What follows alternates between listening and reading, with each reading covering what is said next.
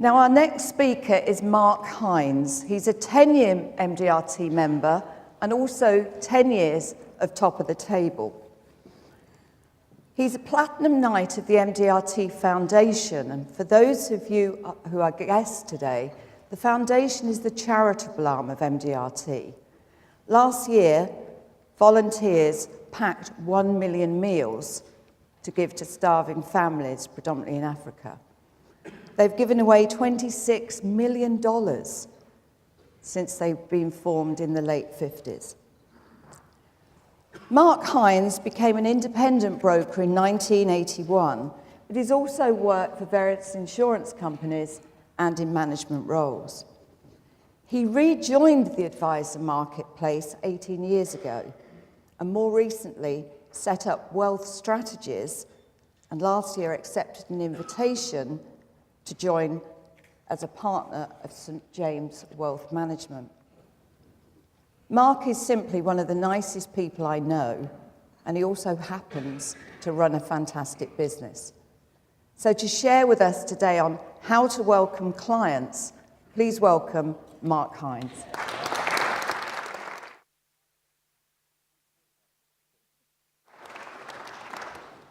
Thank you very much, Caroline, and good morning to everybody. I've left the slide up here because I was lucky enough to give a presentation to Top of the Table in Hawaii in 2009, which made me immensely proud. Start off, the main problem is that was an hour's presentation. We've got half an hour this morning, so I hope you'll be able to listen quickly to me. In order to grab your attention, we start off with a video, but we're going to save some time and cut that out. But the video would have been of the England rugby team winning the World Cup in 2003. Many of you will remember that we're over in Australia, extra time, last few seconds of the game, passed it back to Johnny Wilkinson, dropped the goal over, crowd went wild, and all the English people, of course, thought it was fantastic.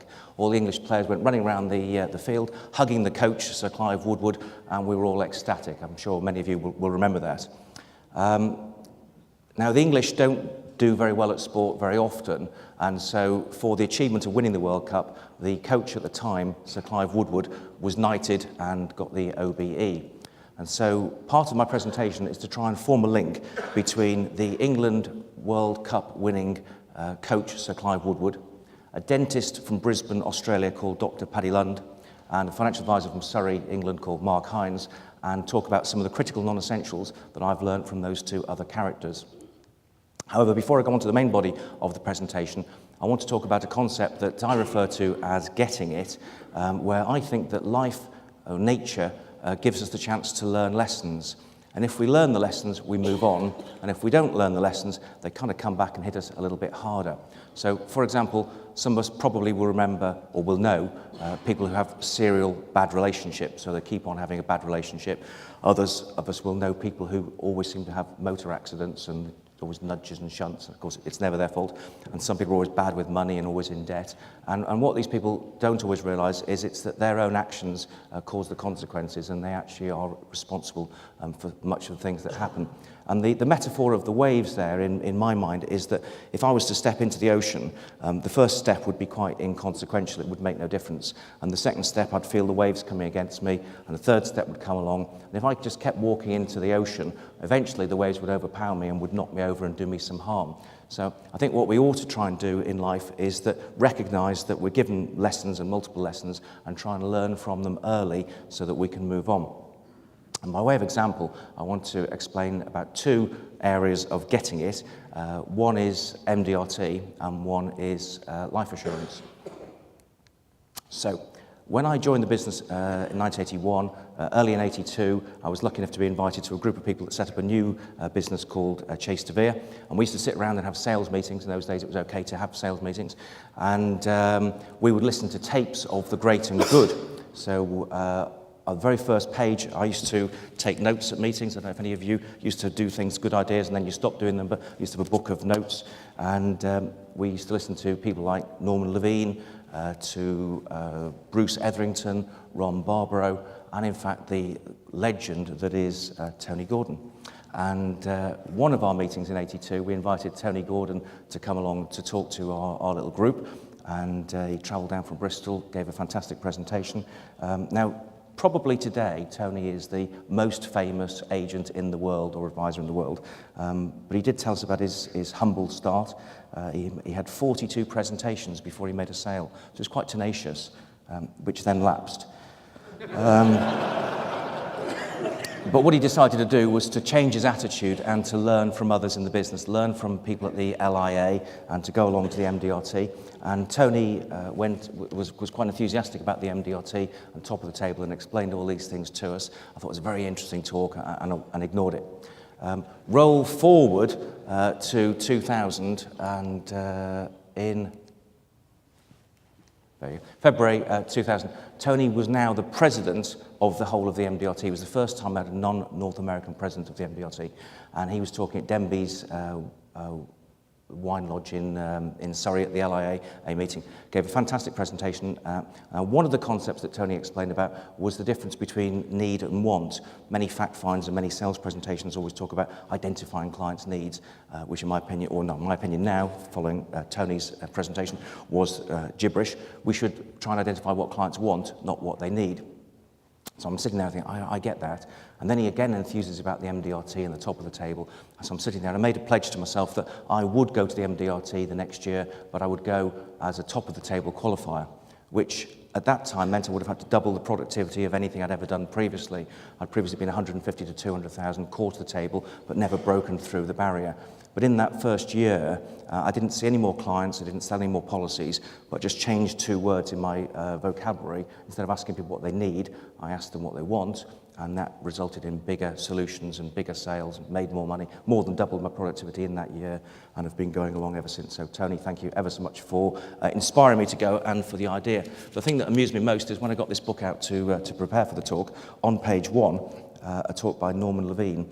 And Norman Levine gives a talk about the secrets of closing sales. And point number 3 is sell to needs, not wants. Sorry, sell to wants, not needs. So it was Norman Levine's idea, but all the good stuff keeps coming around in circles. So I now get MDRT, but thank you to Tony for inspiring me to go along. One area that I did get early on in my career is life assurance. I actually had 4 death claims in the very first year in the business. The first one was a friend of mine called Phil.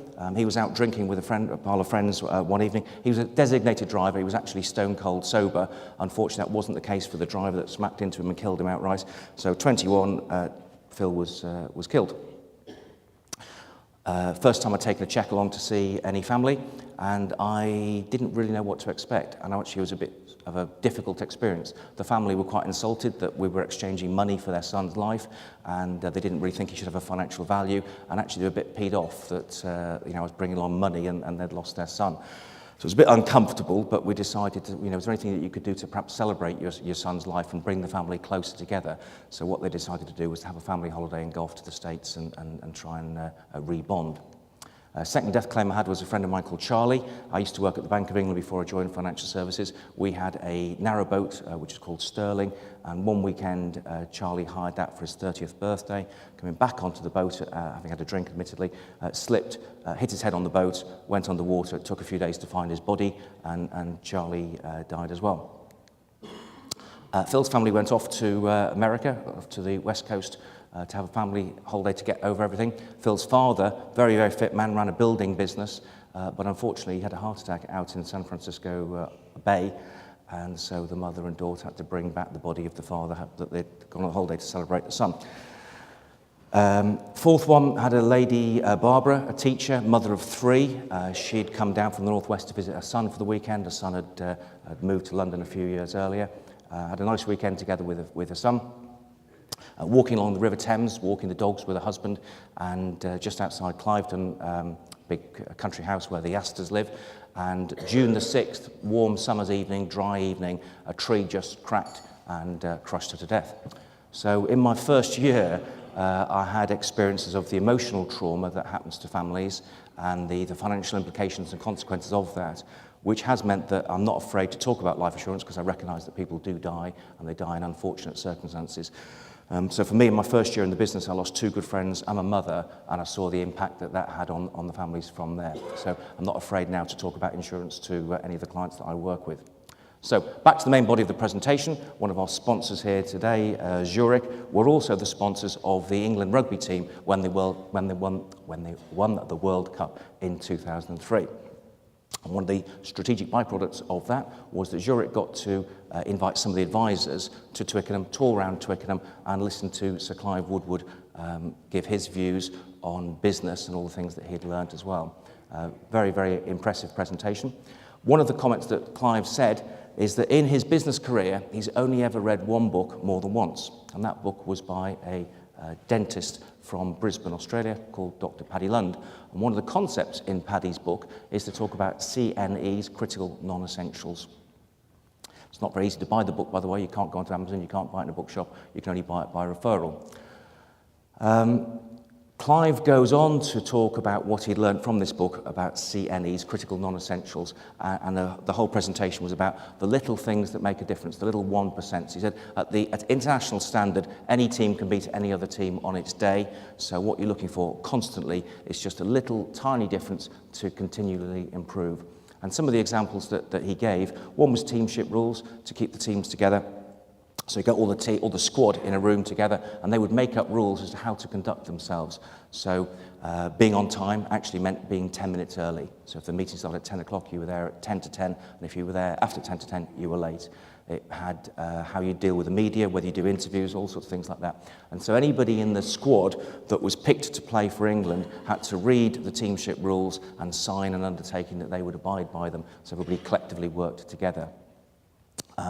Clive was the first person to get an eye coach for a sports team. He employed a lady from South Africa, and she would come up and give an hour's training minimum every day to the squad to improve the strength of their eyes. Most of us know that when we're tired, the first thing that goes is our eyes. And when we're lively and when we're awake, it's our eyes that sort of, you get a chance to reflect that. So in coaching their eyes to give extra strength in that encouraged the team to be able to think more clearly when they're under pressure. And TCUP was one of his acronyms, TCUP being thinking clearly under pressure, was one of the things that the England team worked by.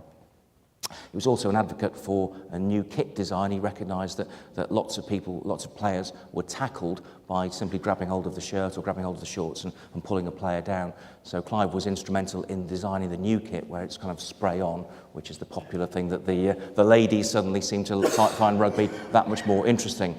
Another thing that he noticed is that the players, when they went onto the pitch at the beginning of the match, clean kit, a little spring in their step, but when they came on after the second half and they were a bit muddy and groggy, that they didn't have the same spring in the step. So what he would get them to do is to change the kit and have a new kit for the second half. Obviously, you couldn't tell whether the backs had changed or not, but at least they came on feeling good and a little bit superior to the opposition. One of the key things that I took away from that was how he dealt with chauffeur companies. The rugby union had 3 contracts with chauffeur companies. They all had clean cars, they all turned up on time, they all got them from A to B. But one of the firms, every time Clive Woodward got into the car, they handed him a bottle of water and said, "Would you like a drink, Sir Clive?" And he recognised that this was a process-driven improvement, and he asked them about it. Said, "We think that our customers would enjoy a refreshment on the journey." So Clive was impressed by that, and he sacked the other 2 firms and gave the whole contract to this one firm simply because they gave a bottle of water to their customers on the journey. I wonder if any of us can think of what might we do to retain customers and prevent them going to competitors. I mentioned earlier, we haven't got time to go through the whole process, but you can only buy the book by referral. So if you want to buy this book, you have to go to somebody who's already got it, and on the inside cover, there's a little referral card, and then you can send off to the publishers, and they'll send you a copy of the book. In itself, it's a fantastic experience. They send you emails of the process of it. It comes with a little sprig of lavender, and then you engage in a sort of dialogue with them from there. So I'm now looking out for lessons in life. So I went along to Clive's presentation, listened to this, went off and got the book, read the book, and Paddy's story in a nutshell. He was very RDR ready in terms of segregating clients. What you may or may not know, but in dentistry, there's quite a high level of suicide. A lot of people struggle to cope with all the pressures of being a dentist. And Paddy was pretty close to giving up on his business and his life, in fact, and he reflected that actually there's a few of my patients are really nice. I really like a few of them. Most of them I really don't like at all. So he sacked 95% of his patients, thought about all the things he liked about the patients that he was going to keep, and decided to give them a fantastic service and build up the business from there.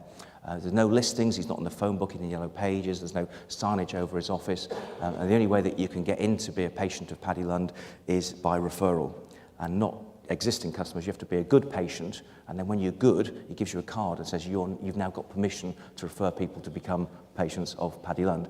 The whole experience is highly personal, it's highly choreographed, it's all process driven, great use of names, and there's a whole host of things that he does to help make a fantastic experience for his patients. I'm just smiling because when I prepared this slide the first time, one of the things that they do also is they renamed the tools. They realised that the implements that the dentists use when they were having their jargon between the nurses and the dentist, that it put off some of the patients, the names of some of the tools. And a few weeks before I did this slide, I had a vasectomy. So I'm lying on the couch, whatever it is. I had a female doctor and a female nurse poking around doing all that stuff. And they said, oh, just relax, Mark, needle, scalpel. I go, whoa, you need to know about Paddy Lund and rename some of the tools here, because I don't want to know what's going on down there. Now, one of the other things that Paddy did is he also realised that he was spending too much time selling his services rather than performing his services. He loved giving high quality dentistry, but he didn't like having to justify the cost and didn't like have to explain to people why he was good and why he was worth it. So what he came up with is the concept of a welcome book. And so he sent out a welcome book to anybody that had been referred by an existing client who had permission to give a referral to become a patient to Paddy. And the the welcome book sets out, it says, I'm a really good dentist. I only use good equipment. I only use good stuff, expensive stuff. It's going to cost you quite a lot. But if you come to us, we will look after you and we'll give you really good service and we'll be fantastic. So before they come in for treatment, they've learned how special he is. They learnt all about his process. They've learnt what he's going to do. And the outcome is that he stopped selling treatment and he was just delivering a really high quality service. Paulette's coming on in a minute, but one of the things that he focused on was creating value. And value is a word that's used very much in business. It's very difficult to quantify. But Dan Sullivan, who heads up the strategic coach, quantifies value as if you give people good relationships, creativity and leadership, then those three things together do in fact deliver value, and Paddy Lund delivers that in spades. So moving on, that is what the pyramids look like at the moment. I know that because I went on holiday and went running around on camels with my family last year. But that is what the last of the 7 wonders of the world actually looks like. But I chose to adopt the pyramids as my branding when I set up Wealth Strategies, a little bit more vibrant, I'll come back to this in a second, but a little bit sharper than the pyramids actually look. So what I decided to do was to try and be a little bit different in a number of areas. I'm going to rattle through some CNEs or critical non-essentials that I've got for myself. I'm not sure that everybody reads brochures these days, so what I decided to do was have a sort of mini brochure where my card's in the middle and there's a little bio of myself, a little bit about my unique process on the outside. The card comes out and the details are still the same. And it feels nice, still fits in people's pockets. It's a sort of hybrid between a brochure and a business card. But it buys me a few seconds when I first exchange cards between, oh, that's unusual, that's different, or why have you done that? And a greater chance to be memorable when I'm meeting people for the first time. And this card just slides out. We've also got cards for my support staff. I've only got 3 support staff, Andy, Joe and Yasmin. But they don't really need them, but they like the idea that they've got cards as well. So if any representatives come into the office and they can pass over their contact details, and maybe they give it to babysitters or friends from the school or something, I don't know. But they've got nice cards themselves also. I'd like to think we're quite family friendly in the office. They don't actually get monitored for the time they work or indeed for the days they work. And if they want to take time off and go to sports days or pantomimes or parents' evenings, then they're encouraged to do that. They don't work the birthdays. We've got nice little soaps and Molton Browns in all the bathrooms and things. So we try and fuss the staff and make them feel good. We work in a business which is very intangible. The service that we sell is intangible. So one of the things I wanted to do was create a product that people can touch and feel. But we also create lots of paper in financial services. People don't have a clue what to do with it or make it tidy. So I've got these folders with all the little tabs for pensions and investments and mortgages and wills and trusts and so forth. And they can have as many of these as they want. But it's quite nice to give them a sort of takeaway as a product that they can have if they work with us. One of the presentations I've seen twice at MDRT is by a chap called Leo Pusteri, fantastic presenter. He talks about you are the value and the value ladder, and some wonderful, wonderful ideas. One of which is that we ought to be able to express who we are and what we do in a sentence. He actually says 12 words, and I've cheated it a little bit. So on my email signature, when I send this out to the world, what it says is trusted to deliver a reassuring choice of financial solutions with honesty, clarity, and confidence. So every time I send an email out, I'm putting out to the world that that's what I'm planning to do or trying to do, and I hold myself accountable to that. Gets a little bit of feedback as being unusual rather than just the usual contact details that we have on our email signatures. Haven't seen David Batchelor here today, but David Batchelor is a very strong advocate of the MDRT and the top of the table, and indeed of the coach programme. And the very first time that David took money off me, he's taken money off me loads of times as he's a master fee charger, but the very first time he took money off me, sent me a receipt, and he sent it me in a thank you card, and I thought that was a quite nice touch. So I've had a box of thank you cards produced with my contact details on the back, and they're sitting there, got to use them up somehow. So what that does, it encourages me to live an attitude of gratitude, so that whenever somebody does anything nice for me, then I'm sending off a little thank you note and say that I appreciate what they've done for me. Not many people say thank you enough, and if they do, it's just on an email. So actually getting something in the post is sufficiently different. Before TCF came along, we thought we'd try and have some feedback of clients. How are we getting on? Did we impress you? Are you disappointed or something else? And the 6 questions on the back of what was the experience like? How would you recommend us to friends? Anything we can do to improve? I only ever get really nice feedback cards now. The staff are well trained, so they're either shredded or passed to my desk, and all the... It's all process driven, and all the clients think that we're great according to what I see. We have nice birthday cards, a bit larger than most, and they sit landscape, and that obviously prompts throughout the year a few people to remind to get back in touch with us as well.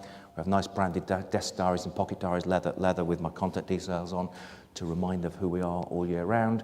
Haven't seen Sandro 40, but Sandro is a very long-standing MDRT and top of the table member as well. And Sandro has a drinks menu, has always had a drinks menu, so I nicked this from him.